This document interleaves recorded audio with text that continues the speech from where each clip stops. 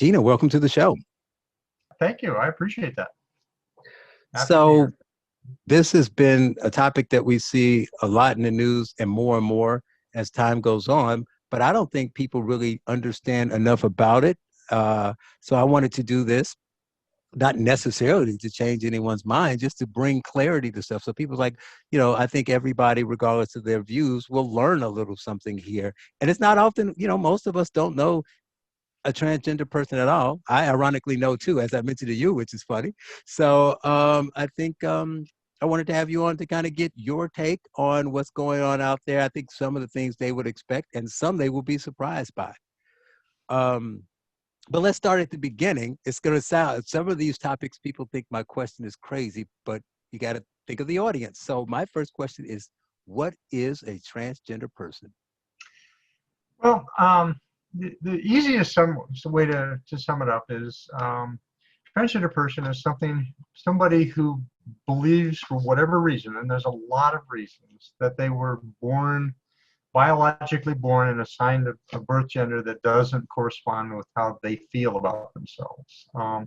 And feel is a very deep word. I mean, it's like I knew at age 7 that there was just something completely wrong with how I existed. It turned out that I had some biological issues with my gender at birth, which somebody fixed without asking a 1-day-old what they thought about fixing. So anyways, at some point in time, you either decide that you need to do something about it and make your life and your body match, or unfortunately a lot of people choose a terminal approach and kill themselves over it.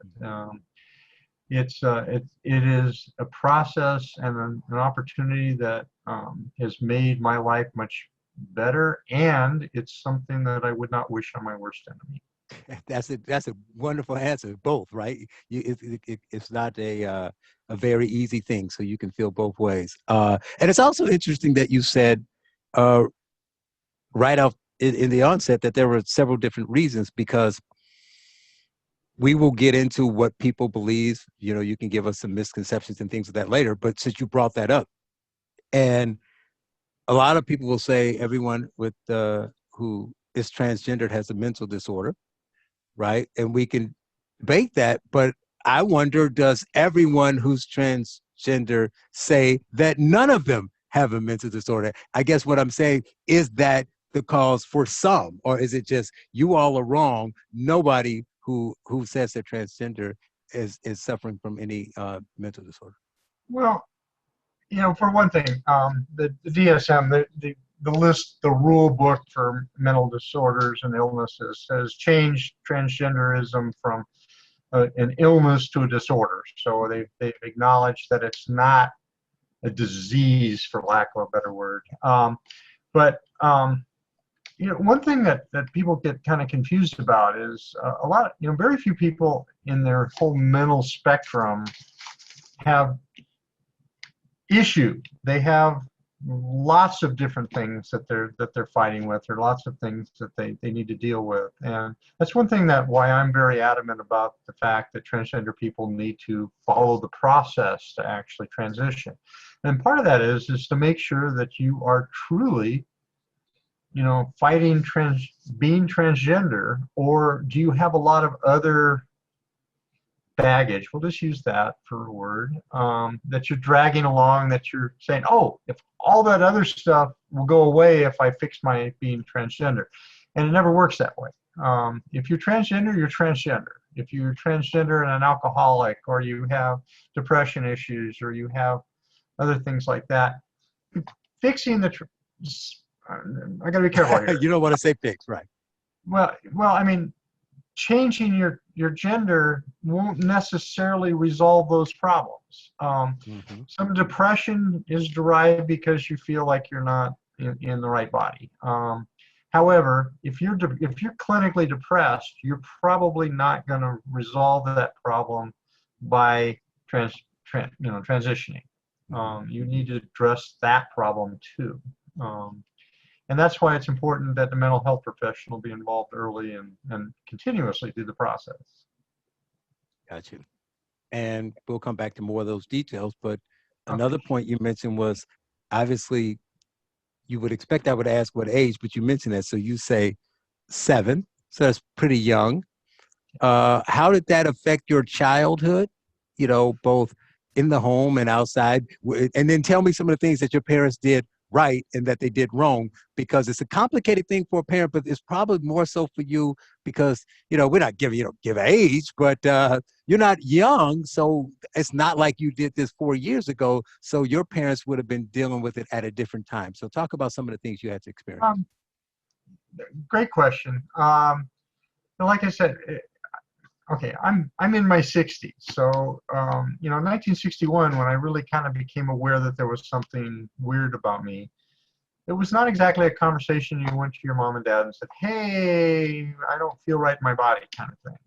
There was not, and my parents were wonderful. I had pretty much the idyllic childhood, mom, pop. My mom died when I was 19, but it was out of my childhood. And but it was interesting because evidently my mother knew about it, because I found out later that I have some scarring of some surgery that was probably performed right after I was born, and but nobody ever told me about, and my dad didn't even know about it because my dad was out of the country when I was born. Um, and So I have a feeling that she knew it was there. I was taking testosterone, most likely taking testosterone pills as I was growing up because they were trying to make everything work correctly. Um, I was probably born what they call intersex, and so it's a little bit different than just pure transgender. Right. Ism. But my parent, it wasn't a conversation you could have back then. Now, one of the things that I've been working with a couple kids that have identified, their parents have come to me and said, "Hey, Gina, you're in our little town here, and you're transgender, and I have a son, daughter, whatever, that is questioning this, and how can I help them?" And I always send them to get professional help, because if they do want to transition, if there is something in their future, they want to get it understood early, because the earlier you understand these things, the easier it is to deal with it. And however, I also don't want to make sure that people aren't pushing kids into it. It's kind of a, Mhm. "Oh, I can get a lot of attention if I do this," kind of question Mhm. sometimes. And honestly, I did everything I could to hide who I was. I excelled at, I was horrible at sports because I was the biggest kid in school because they were giving me testosterone. I mean, I was like, 5'10" and 180 pounds when I went into junior high school. And so I was the big nerd kid because all I wanted to do was do, work with science and things like that. And every kid in school wanted to beat up the biggest kid in school, and I was just not into that. So it was an interesting journey. I think in a way it really reinforced my mental strength, because I knew I just wasn't fitting in, but I got really good at being the coolest dude I could possibly be, and unfortunately I carried that into my later life and spent every penny I made on every cool toy I could buy. So, Uh-huh. Right. So, I mean, it's good to hear, especially it being a different time, that for the most part, the childhood, the parents were good and loving and supportive, and the childhood was, like normal, as you say, as more as it could be with dealing with the challenges you. But everybody has challenges. We can't go around thinking that one. I mean, they're different, but there's challenges. You had challenges. Other people have other challenges, and that you took from that what you could, make the best of it, and understand that that everything wasn't perfect, but the childhood was, overall good. That's important to know. Um, so I want to get to, I guess, some of the perceptions and misconceptions, and this is a dialogue and a learning process, so it's not to push back, but to ask questions. And so I guess I want to start with that. Do you understand, uh, whether agree with it or not, but do you understand some of the pushback that you hear, uh, towards people who are transgender? Um, well, I'll give you a hint. I travel in some of the most conservative circles there are. In fact, I kind of make a point of doing it because a lot of times some of these very conservative people have just plain never met a trans person. I mean, you and I met at CPAC 2 years ago, I believe, Yep. and I think I may have been the only trans person there. Mhm. There may have been one other one. I don't remember if my friends said, but it was weird because I started going to CPAC because two of my transgender conservative friends started going the year before I went, and they were terrified to go. They were like, "Oh my God, we're going to be in the middle of all these conservatives," and I'm like, "Yeah, conservatives aren't going to hurt you. Um, they may glare at you or something like that, but they'll actually engage with you." Mhm. And so yeah, there is pushback, and I think a lot of it is a complete lack of just understanding and education. A lot of these people have just never been brought up in an environment where it was a reality for them. Unfortunately, my reality is not necessarily somebody else's reality, and I seem to feel that I can recognize that, and I can talk better with people and make them understand it. Because typically, it's funny. There are still people that push back against me. I don't really care because I don't value their opinions that much. But part of my mission is to carry the message that yeah, transgender people are just people and deserve the same level of respect that anybody else does. You know, I, I, I haven't ever seen. I would imagine that your racial status and my transgender status kind of raise some of the same hackles,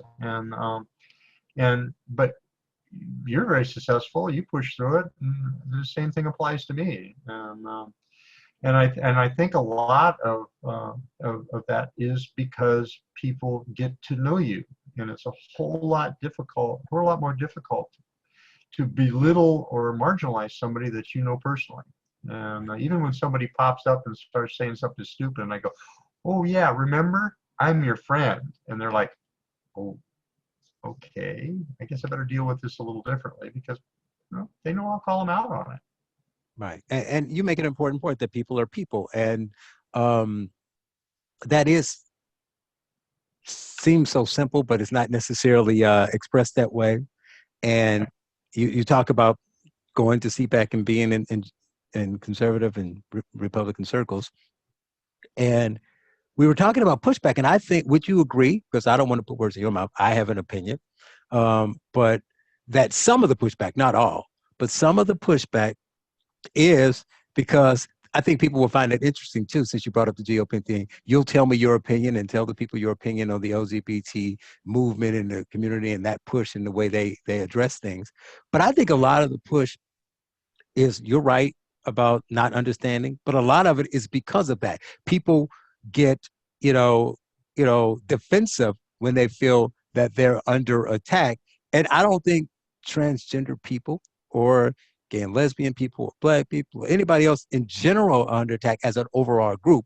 But there are loud segments of those populations that are, basically saying, you must think this way. You must do this. And then, so don't you think a lot of that pushback is because of that? It's because of what they're seeing and what they're hearing.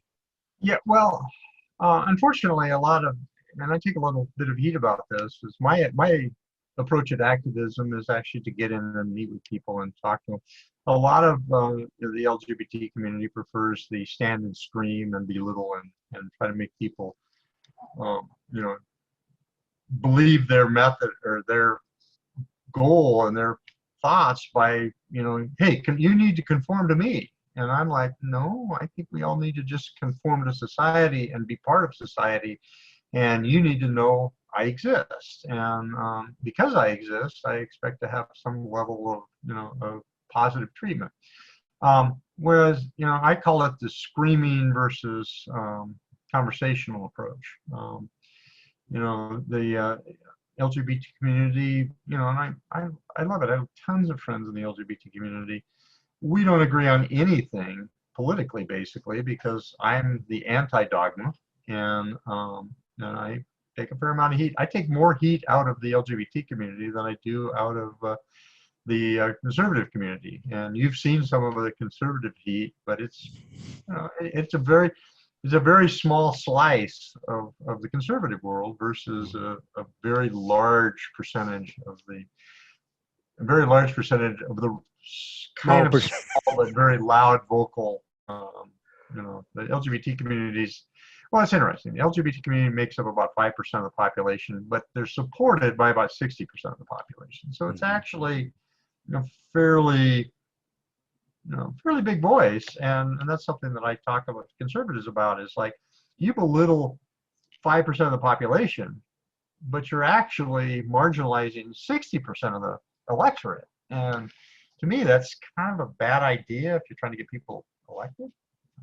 That's true, but I would come back to that and say, you mentioned my race. So as a black person, my problem with it is they're 5% of the population. We're 13% of the population, but the loudest voices in many cases, probably even more so on my side than your side, and the people telling me telling others what they should do in relation to black or trans or gay are the people who aren't black or trans or gay. But we're going to get out of the way, Gina and Charles. We're going to speak for you. Let me tell you what transgender people and black people, and especially black transgender people, think. I know as a, middle class white woman from the suburbs. Let me explain this. That's the problem. It's like, so you can say that, quote unquote, Luddite from the South who's a conservative, doesn't know the black experience or the transgender experience, but neither does Becky. So why is she deemed spokesperson? And that's part of the problem, right? Yeah, you know, it, and very true what you said. I mean, it's really interesting that how people have become the spokesperson for various groups, and telling me how I think I should be thinking. It's like, you brought up a perfect point. I mean, um, you know, I'm going to just use the white Democrat liberal thing. Mhm. Thinks they know everything there is to know about me, and I should shut up and listen. Yeah, And, you got a problem and they're going to solve it for you. right, exactly. Which is kind of what that side of the politics have been doing for Right. a long time. Yeah, it's funny. You should go back and listen to it. You got to check it out. I did an interview with Chadwick Moore, and the whole point of the interview was about how the LGBT community and the black community are exactly the same.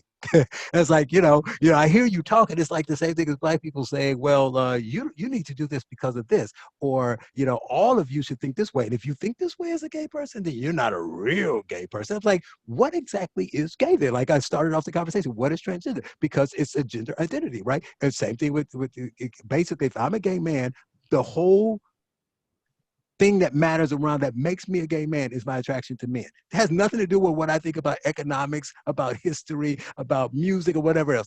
So if I am a man attracted to a man, I can agree, I can believe anything else I want to believe.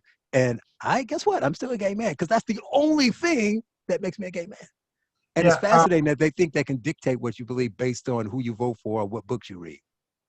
Well, it's interesting if you look at how the whole identity politics things is very fascinating in this, and you look at how conservative LGBT people and trans people define themselves, and black people and Asians and everything else. They start out by defining themselves as human beings, as Americans, and Mm-hmm, they mm-hmm. start rattling down the list. And then, oh, way out here on the edge, they have, oh, yeah, I have a feature called transgender or a feature called black. Right. Or, it's not what defines me, it's just part of my descriptive set.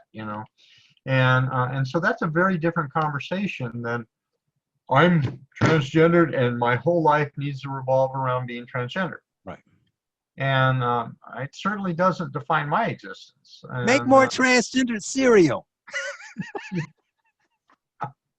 That's basically the kind of things they say. Where are the transgender cars?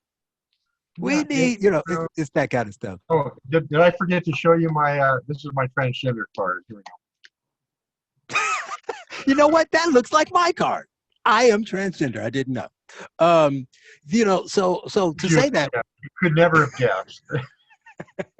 you talk about, the pushback thing again. And I want to talk about, how transgender people are treated and some of the misconceptions we believe. And some of the things that they say on the left are true. They exaggerate them. The same thing with black. You could say more black people are in certain situations than white people. That's true, but it doesn't mean all. So talk about some of that stuff. Like you say, most of the time you get glares and looks and all stuff, and but not the attacks and all the other things that people expect. I think it's a confusion between what I call discrimination and disagreement, right? So I can say I don't agree with the transgender lifestyle. And most trans people, especially, well, I won't say most because I don't know. I would say most trans on the left will say you're a transphobe, you're this, you're an evil person, you're this, that, or the other. You'll be like, oh, fine, as long as you're not trying to, suppress my freedoms or impede on my lifestyle, you don't particularly care, right? So, but that's the way things should approach. But why do so many people think you have to? I don't get this. Agree with all this other stuff. Like it's like I'm sure you've seen these things out there where they'll say stuff like if you're a, a man, a straight man, a cisgendered man who won't date a trans woman, then you're transphobic. And I say to that, I'll buy that. Actually, I will. Only if you say, if I'm a straight black man who will only date a black woman or who won't date a woman who's a certain height or a certain weight or a certain age or a certain thing, then that's fine. But because if we're going to put everybody in a box, then everybody needs to be in a box, not just a trans box. So isn't there problems, and doesn't that cause this cyclical, debate and back and forth when that's the way transgenderism is presented to people? A lot of that is. You know, I, yeah, first of all, you got to remember, I'm transphobic, according to a lot of the people in the community.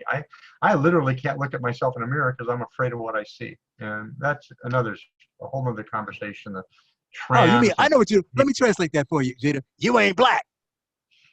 exactly. You noticed, okay?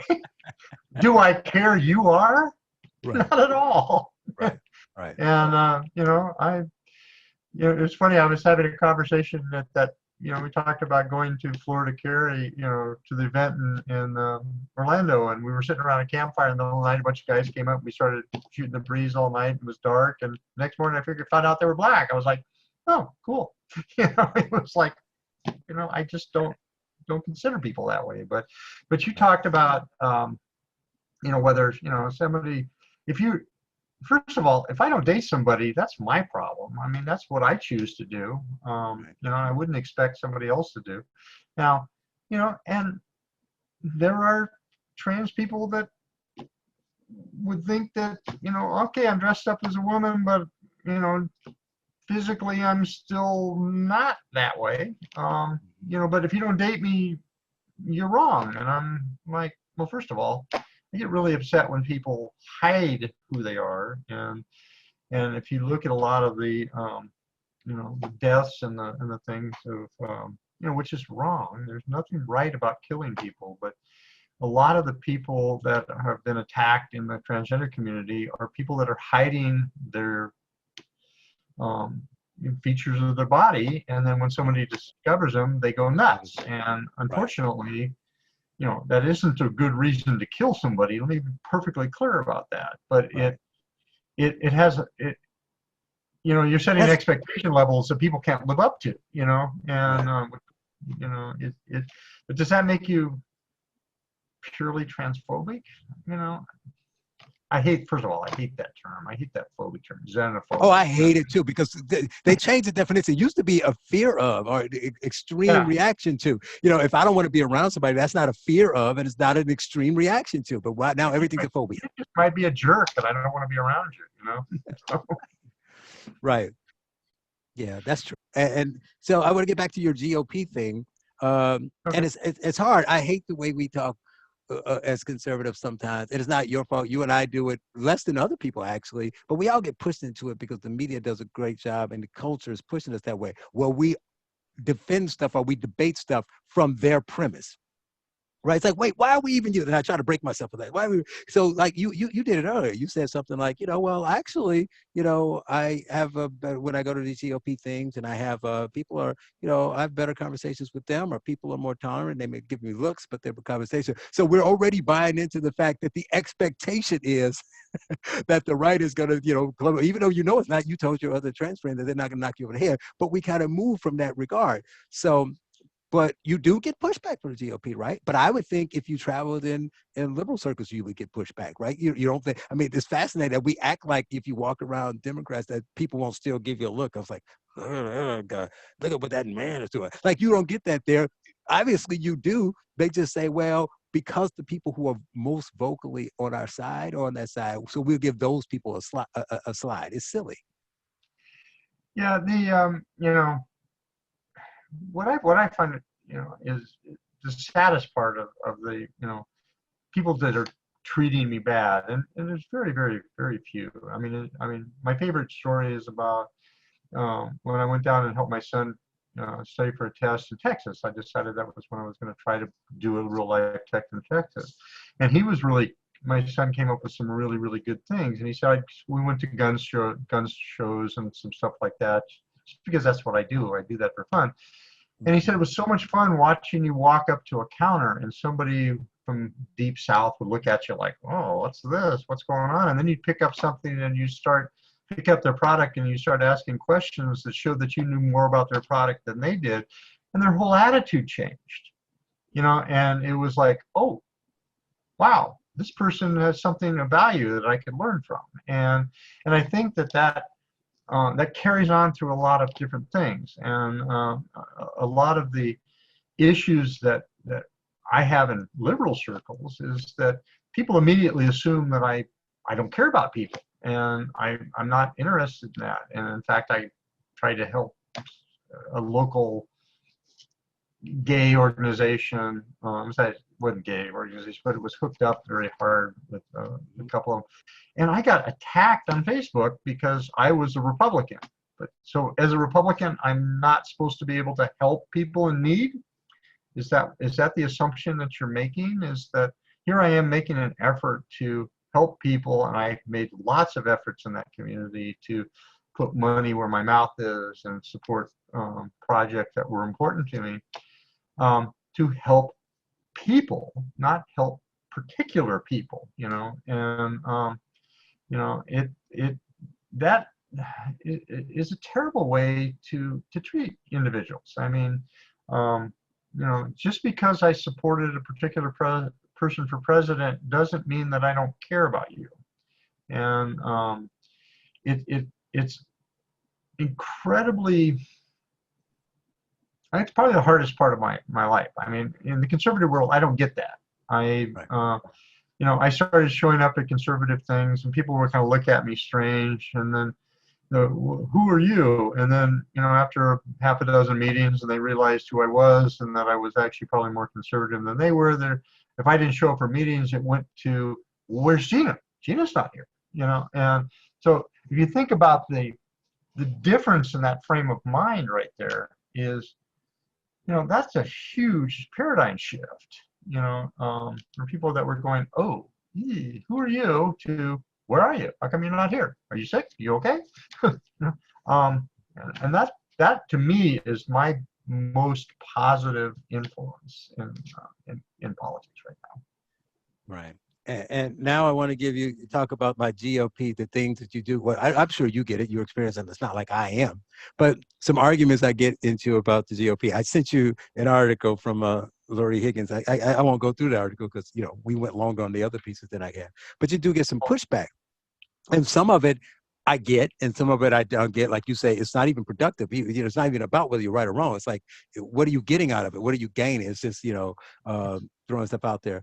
But there was this push, I guess you tweeted out or put on Facebook that you had a great time at CPAC. Rick Grenell retweeted it. Obviously, everybody knows him. He's part of the Trump administration. He's got a lot of followers. It went viral. People started talking about why these people in the GOP.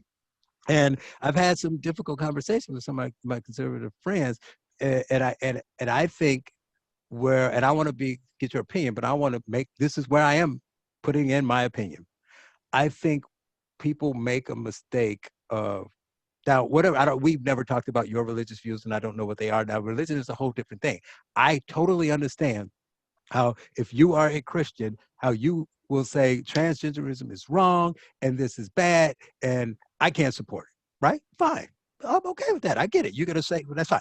The problem you run into is so many, granted, well, you can't say that because the Democrat, a lot of those people call themselves Catholics and Christians or whatever, but whatever. But the people who truly live in their life based on the Bible tend to be, and openly do that, tend to be on the conservative side. Where they make a mistake is you can't separate your Christianity from yourself, and you should not be. But they make a mistake in thinking the GOP is an extension of their Christianity because everything they do is. But the GOP is not a religious organization. So I say to them, I said, but it doesn't make any sense. What does that have to do? What does your Christianity have to do with Rick or Gina or anyone else's place in the GOP? And they'll come making these conversations. I said, you're missing the point. You're not even hearing what I'm saying. I'm not challenging your Christianity. I'm challenging your expectations of the GOP. So the way I do it, because I think differently, I would say, okay, do you want to spur all of the atheists out of the GOP? Because they're clearly not Christians. So should they leave the GOP? What about Muslims? What about, you can't just say, unless you adhere to my religion. Now you can say, if Gina says, I am a Christian, you can say, well, you're not a Christian because you don't believe what this says, and I don't want you associated with me or in my Christian group. But how do you expel these people from the GOP? It's a political organization based supposedly on freedom and low taxes. So what do you think about that? Because that's what I think a lot of the pushback from the GOP, because most of them are like, well, you live your lifestyle, I don't care. But somehow allowing you in the GOP taints the GOP. Yeah. It was funny. A gentleman in town wrote an article about me being, the first only transgender person at a RNC meeting in San Diego.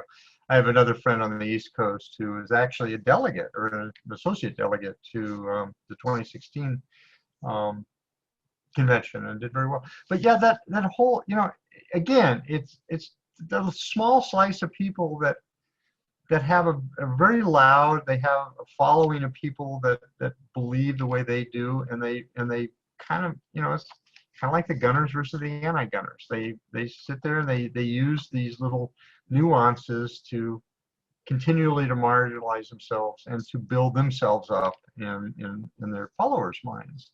I've a couple times, right now I'm the president of the Escondido Republican Women's Federated, and there was a segment of people that took great offense to that. And to the Federation's credit, they said, great, but please don't engage with them in the name of the Federation because it doesn't help anybody's cause. And it's died out. I mean, it's still there, but it's died out. And but people, it's interesting about how people relate to their religion, and I'm one of those really adamant people that if your religion tells you need to hate somebody for some particular characteristic, you probably need a different religion. But well, I would agree with that. But are they really hating you? Are they saying that God made you a gender and you can't change your gender? Now you can disagree with it, but I don't think that's hating you. See, now we have a disagreement. I don't think that's hating you. Okay, I don't think that's hating you, right? We're not saying that you can't do it. We're not saying, trying to take away your rights, whatever. It's their belief. And so well, maybe you think differently. Obviously, you've been there, but I don't think that is hate. Let's just say their attacks are completely unpleasant and undesired, but that's okay. No, I will agree with you on the attacks. They shouldn't attack you, even if they think it's wrong. But I don't think if they say, well, I just not buying it. I refuse. I'm a Christian, and that Gina is a man. You can disagree with that, but they shouldn't, bring it to you and say you must do X, Y, and Z. Yeah, and then I kind of look at them and go, well, it appears that I was born both. So right. How does that fit into your world? Right. And they're like, oh, it literally freaks them out, and and they're because God only does perfect things, and God's great. I got no problem with people's religion at all. I mean, we have a Bill of Rights. It has 10 things in it, and you have to live to all 10 of them. And even if I don't agree with your religious tenets, I have to support you. I mean, that's the same request I make for everybody. Everything you get, that's true. And I've had those conversations. So yep. I will defend to my death your right to have whatever opinion you choose based on your religion. I don't, whether I agree with it, I don't particularly like Black Lives Matter people standing and screaming in my face and telling me I need to raise my fist. Do you Right. have a right to do that? Sure. But you can't threaten me to do that Right. because that Right. imposes your Yeah. Until it crosses into belief your on me. freedoms, they can do what they want. Correct. Okay. And but it's and that happened to me in DC. I was in a restaurant, and a couple people came up to me and started screaming at me an inch from my face. You need to put your fist up in solidarity with us. I'm like, that ain't happening. I'm sorry. You can do That's whatever you where I want. know you from. I thought it was CPAC. It was from when I was making white people put their fist up. I knew you. Yeah, and you would have realized that you were a couple seconds from getting some serious pushback from me because that was unacceptable. I mean, it was an assault, and Yeah. I was not going to take that. And Yeah. so that there's a bunch of different levels, and none of the church people have gotten to that kind of a level with me. Yeah. They're mostly it's dogmatic issues, just like the LGBT community being mad that I'm a Republican. Right. It I can't belittle them. I kind of feel sorry for them because some of those people, like the lady that wrote that article, they'll never get to know how good of a conservative I really am, and how much I support just about everything that they're saying. And Rick Grinnell, I mean, he's one of my Right. favorite people in the world, and I was absolutely flabbergasted that he reposted that, Right. and I'm like, dude, I'm sorry I got you in ulcerative. He's like, it was basically I got the two thumbs up response to my Right. Right. comment on that. It's like, He's like, oh I'm yeah, good. Right. yeah. It's like it was fun. So you know, it's back. I mean, basically, it's the same issue. They're taking dogma, they're forcing their dogma into you, Right. and that's fine. Yeah, I You can. definitely think when it gets to the level of attack, that's a problem, which is why I sent it to you. Why I spoke up to the people who kind of agreed with them, and we kind of got into it and thing. And I have a very nuanced and pragmatic and logical way of approaching things. So I was able to, I don't, not about changing their mind, but able to tell them that, you know, get them to at least see how the GOP is not their religion. So whatever I'm not even challenging your religious belief. You have the right to whatever they are, but it's not the GOP, of which I'm not a member. But anyway, last thing Well, I I want am. to I know. Most of my friends are. They say, "Why don't you just admit?" I say, "Because I'm not. I got until they fix themselves." I have this strange, kind of sports analogy to say. It's like I know why there's a lot of people grew up Cub fans or Cleveland Brown fans are like, I'm sticking with the guy. There's nothing wrong with that. I'm not the guy that can just stay on the losing team. If you're not trying to win, then I take your hat off and throw it in the trash. So when you all try to win, then maybe you can recruit me back. But that's just but I want to leave with I'm a San Diego resident. You can't be a sports fan and be a San Diego resident. It's all about losing expectations. right. Go ahead. So no, you're good. I just want to hit on a few firing round points before we leave to get your views on. So we agree, obviously, it's clear. I think I made it quite clear that I think everybody deserves their freedoms regardless of what's going on. People need to be respectful, all that kind of stuff. But the narrative is out there. So what are your views or your thoughts on the fact that the LGBT community, like you said, is roughly 5%. The T part of that is even smaller, obviously. But for some reason now, in the last 6-7 months, next to BLM, it's everywhere. You got the ACLU, trans. You're supposed to be defending people. You just tweet, trans, like it's a tick, right? It's like everywhere. So what do you think? Why do you think it's like that? And do you think that's helpful? No, I don't think it's helpful. Basically, I think it's all coming out of the identity politics thing. And a lot of the issue in the conservative world is that the LGBT community was successful with a Republican conservative Supreme Court getting same-sex marriage recognized. So that kind of upset a lot of the really hard conservatives. And so the next step was, let's go after the trans people and let's take away the right to use bathrooms and things like that. Well, I'll give you a hint. The only thing I use a bathroom for is to go to the bathroom, And it's funny because in all the lectures that I've given in my life about being transgender, one of the first question is, what bathroom do you use? And my response is, which one do you think I'm going to get beat up in? So, wow. and and my answer is usually, well, me, probably neither. You know, Right. 5'10", it's 180 in junior high school, if you forgot. um, so it's just in the transgender sports thing. I mean, if you look at that, there's Yep, I like, was going to bring that one up. okay, go ahead, bring up the No, question. no, go ahead. Tell me your thoughts. I mean, you wrote a long post. We're toward the end. I can't give you 30 minutes to speak about it, but go ahead. And I agree with most of it. There were some nuanced things I didn't agree with, but you Well, still, I like that you had, it's great having you because you have a logical approach to it. You're not just coming in on all the transgender issues and say, I'm transgender, so they're right. They're right. Give them what they want and walking away, right? It was kind of nuanced, but I think somewhere, forgive me, you brought it up and I don't have it in front of me, but I think somewhere you were talking about the nuances and you got to the point that there's a way to do it properly. And you talked about, you know, obviously puberty blockers at some point in college age and the way you can, test levels there, but you're not going to do it in high school. But I didn't really understand what you're going to do in high school because you're not gonna have the levels in high school. So are you saying that high school is different? But think you had it hard. It's coming back to me. You said you wanted it to be, you don't want to tell kids they just can't play because that's not fair, but you understand that if that there's going to be levels that are different. So if you allow them to play, it's never going to be fair for everybody. But I don't think it ever was. So this is what we do. well, high school sports aren't fair anyways because it all depends on when people go into puberty. Yep. If you have just talk about a men's team. You have a men's team and you have kids that enter puberty at a young age. They're going to be bigger than the ones that entered it later. But in terms of before puberty, it doesn't matter.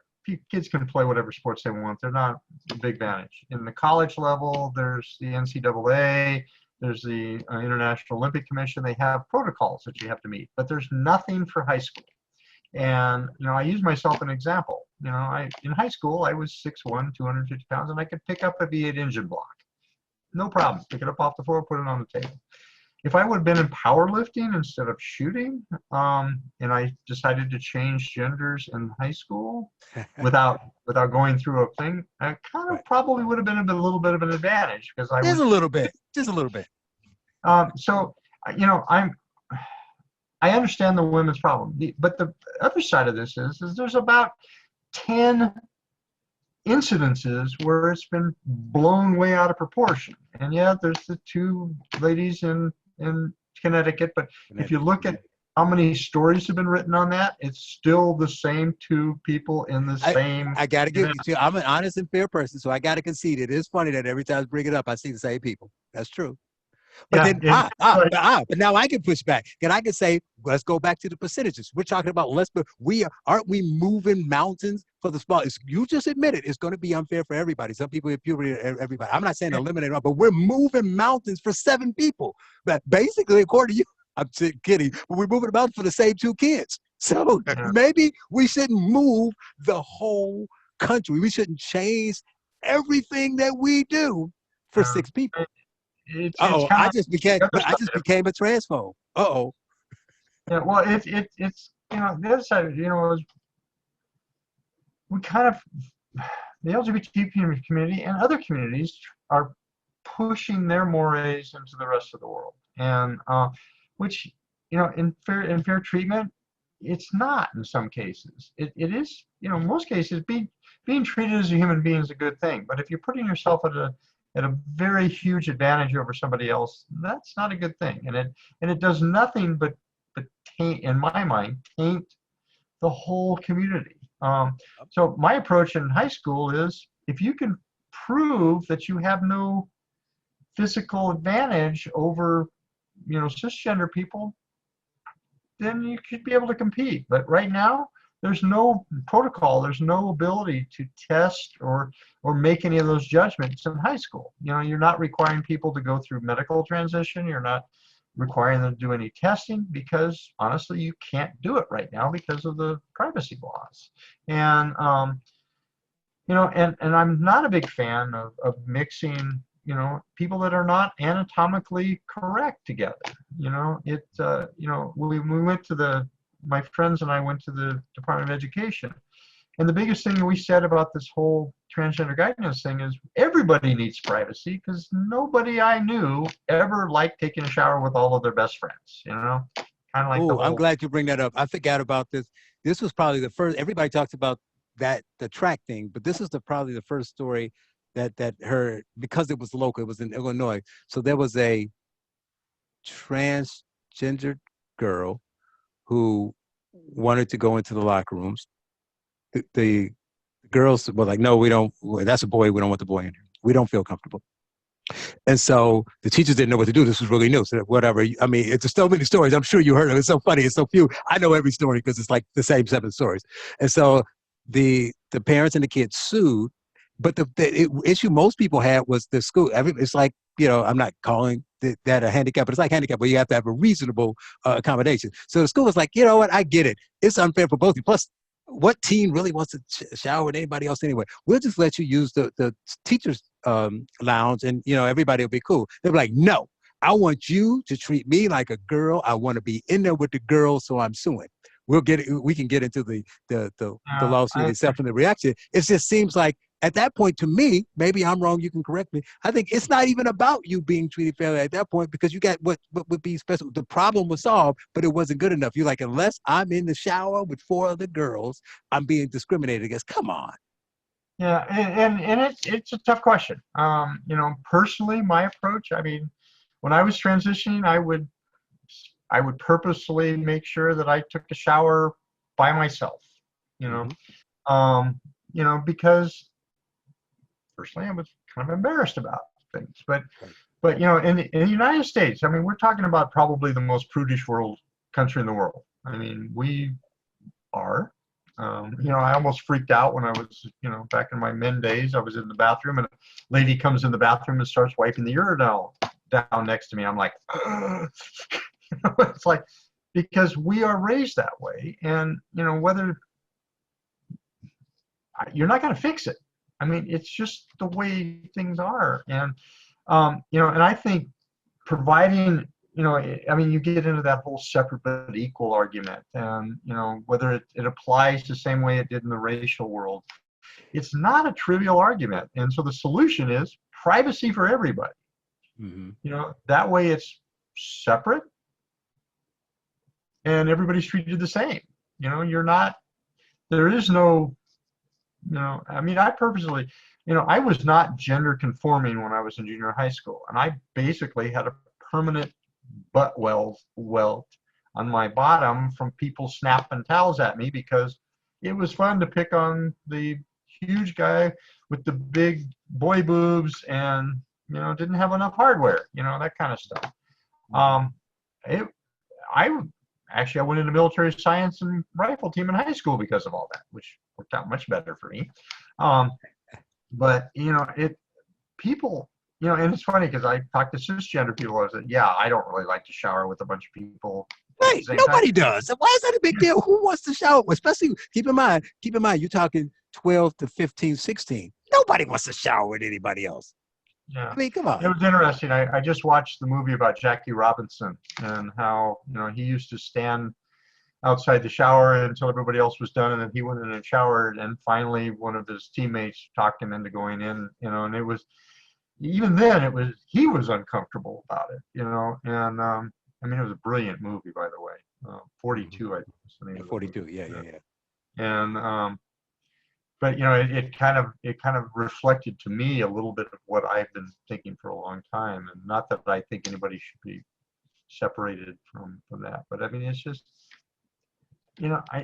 this argument gets to a point where it becomes unhealthy for everybody, and Right. everybody gets entrenched in their beliefs and their things, and nobody can sit down and talk to them and work out a viable opportunity. If you are, personally, if I was transitioning in high school and they gave me the opportunity to shower in a separate facility, I would have jumped at it. It would have been the best thing ever. And it's kind of like the whole master cake bake thing. They go in to get the guy to make a cake for a gay wedding, and he says, I don't really want to do that, but here's a list of 5 people that'll do it for you, and you'll be happier than heck. And they sued him, Eh, and they right. I keep doing also thought it it. was yeah, I also thought it was interesting, you know, because you know it's not the same, but like you say, there's some comparisons between minorities. I'm like, well, if I'm a black guy in the 50s and 60s, it's different because you talked about the separate but equal. It wasn't equal. We didn't have another place to go. But now that there's so many places to go, why exactly would a black man want to go to a cupcake place that doesn't want to serve a black man a cupcake? I don't want to eat that cupcake. Don't want to eat that cupcake. Going to You know, Costco. Go to yeah, it's like, you know, uh, vote with your dollars. I mean, yeah. And why why do would you? I want And that's to another thing. Why do you want him to make money? You're making him richer. right, exactly.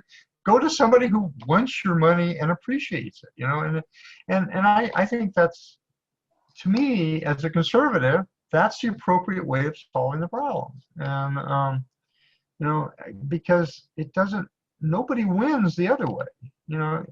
If you go to a Muslim and you say, hey, you need to make me, bacon BLT. souffle or something like that, you know, why would you want somebody who doesn't want to work for you do something like that? And Right. but It's again, should you be right. able to discriminate? Well, you just say it's not on my menu. Right. And to be Just like, fair, right. And to be fair, the Jack Phillips thing, the first one, I don't think they should go as far as suing police. They probably went in generally. They didn't go in. I tried to assume positive intent. They didn't go in and say, let me mess with Jack Phillips, right? They just got upset. But after that, you see the lawsuit he's in now. Now it's just intentional. They call him up and say, can you make me all this weird stuff? And then somebody else asked him to make some, because he said he doesn't make Halloween cake. So they asked him to make some occult cake. And when he says no, now they're suing him for that. So now you're just nitpicking and purposely targeting him. How does that yeah, help the cause? So all those people who wouldn't hate you, but that are a little bit biased against you, get a little bit more entrenched in their bias because they see, this is what all the trans people are like. They want to sue us for no reason. It's like, what is the point? It's so childish. We have become a society of 6-year-olds. yeah, I wouldn't disagree with the 6-year-old comment. Yeah, that's right around the same time. The same age. Well, it's been really informative, and I learned a lot, and I hope other people did. And thank you for your time. And maybe we'll come back, have you back to talk about guns or something else. Okay, I know you love those. Gina Roberts, thank you for your time. Thank you, Charles. It was a joy.